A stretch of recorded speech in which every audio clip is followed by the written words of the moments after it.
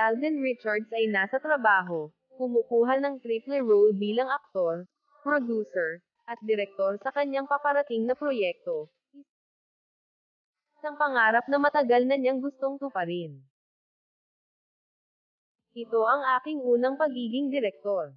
Mayroon na kaming script, may cast na kami, at sobrang excited ako dito, pahayag ni Alden kay Nelson Canlas sa Bayan 4 Oras.